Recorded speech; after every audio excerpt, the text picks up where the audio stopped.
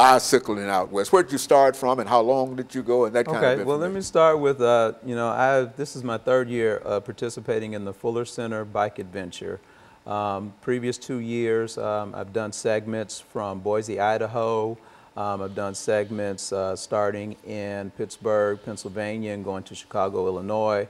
And so last summer, you know, that was, I guess, my year to do it all. I wanted to go all the way instead of just doing a week or two. I decided to take up a 10-week journey and traveling from Oceanside, California to Portland, Maine.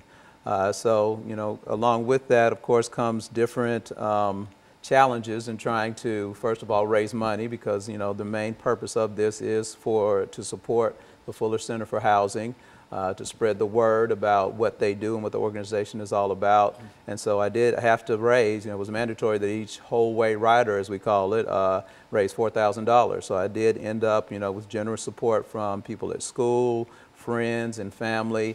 I was able to raise that amount of money and a little bit more. But that money, of course, you know, goes towards the Fuller Center. So to raise the money was one challenge. To be physically ready for, you know, a 3,000 mile, actually a 4,000 mile bike trip, that was another challenge. That's actually riding a bicycle 4,000 miles. 4,000 miles, right. And then there's the challenge of, you know, living kind of as a community with people I don't know. You know, I have one friend of mine from Nashville who's also associated with the Fuller Center, and we ride here locally. He came in and he did 2 weeks with me, but, you know, the other 8 weeks I was kind of be on my own, you know, you know, you have to live with people, you have to be able to, you know, you ride with them during the day, but then in the evenings we have, you know, these generous host churches that take us in, and we sleep on the floor, we sleep on the church pews, we, you know, eat the meals provided, you know, to us by them. And again, they were very generous, and, you know, found ourselves overwhelmed with the generosity of just the people in the country. As you go across the country and people are willing to take care of you, they're willing to take out of their lives and their time to help somebody who's helping others. And that, you know, was really inspiring for me.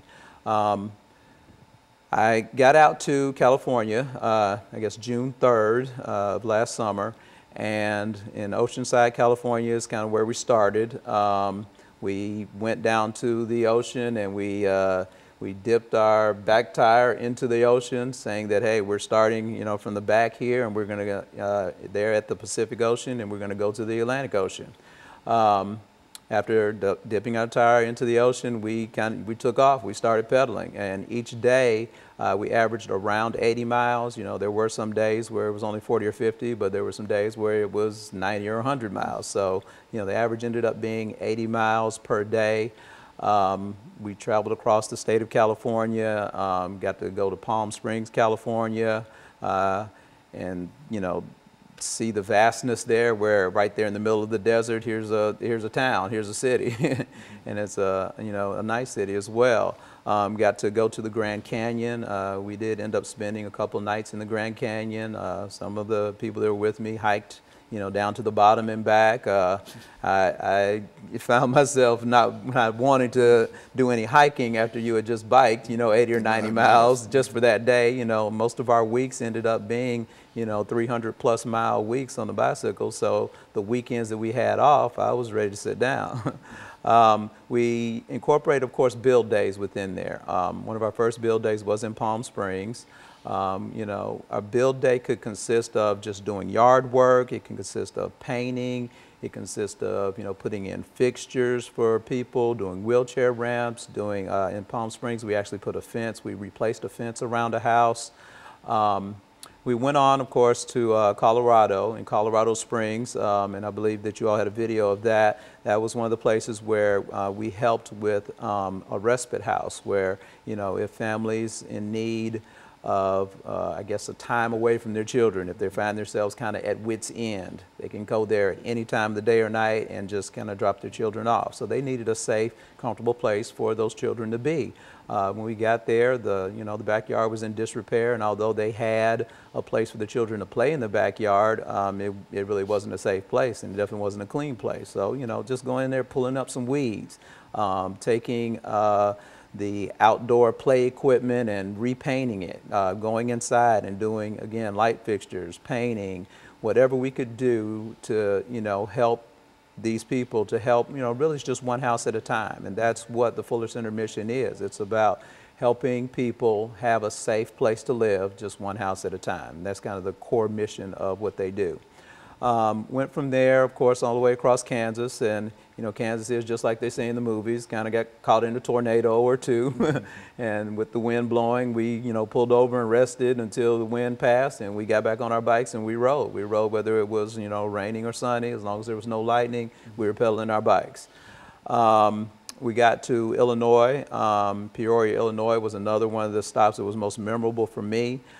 Stopping in Peoria, we got to help a former Army veteran, Mr. Oscar, I can't remember his last name, but going to his house. I think the city was about to actually to condemn his house or his whole property because of the fact that the garage was falling apart. The roof was in disrepair, and they were just, it was just not a safe place, not only to park a car, but the inside of his house as well to live.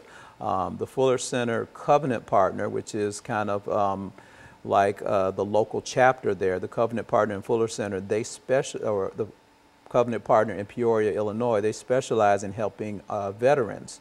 And so Oscar was one of the veterans that we helped that day, and just seeing the joy in his face when he, saw these 30 people in orange, get out of the vans and say, hey, we're here to help you.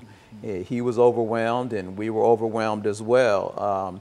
I had never put on a roof before or seen, what goes into it, but, we learned how to do that. Of course, there are some skilled laborers there, but most of us are people who don't have many skills. We may know a few things here and there about home repair and about fixing up things, but we kind of learned as we did. So, to tear the whole roof off and to put a new one on, as we were tearing it off, here comes, possums out at the top of his roof. And so we had to deal with the possum and trying to, get him off the property. I think I spent most of that day at the wood chipper. So every branch that they cut down, I put it through the chipper, and we, made pieces out of it. And then we had to bag it up. And so I think that was my 8-hour day on a wood chipper, which, again, we do that so that we can help others. Continued, of course, across the country, through Illinois, through Indiana, stopped in Ohio. Stopping in Ohio, I got to actually see one of the families that we had helped the previous year.